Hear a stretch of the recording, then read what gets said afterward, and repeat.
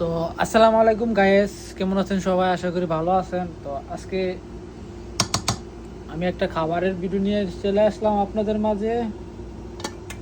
দেখেন গাইস, আমি এখন খাইতে বসছি। এলো আমার খাবার, এটা হচ্ছে শসা। ঠিক আছে, খাবারের তালিকায় সালাদ রাখা শরীরের স্বাস্থ্যের জন্য ভালো। দেখি তো শসাটা খেয়ে কি অবস্থা। বিসমিল্লাহ।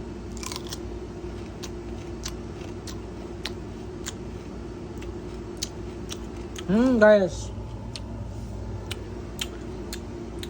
শসা হচ্ছে স্বাস্থ্যের জন্য অনেক অনেক উপকার।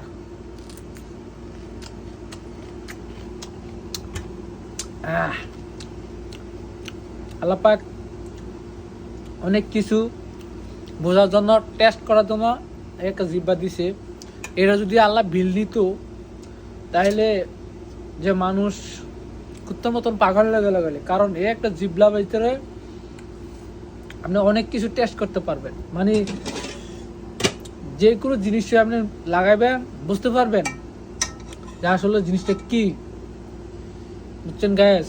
তো আল্লাহ আমাদের অনেক কিছু দান করছে, বিনিময়ে কি চাইছে? বিনিময়ে তার কুদুর ডাকে সাড়া দিতে চাইছে, এবং কি তার জন্য, তার আমল করার জন্য। হ্যাঁ, আল্লাহ পাক এটাই চাইছে যে দিন শেষে আমার বান্দারা যেন আমার দিকে আসে।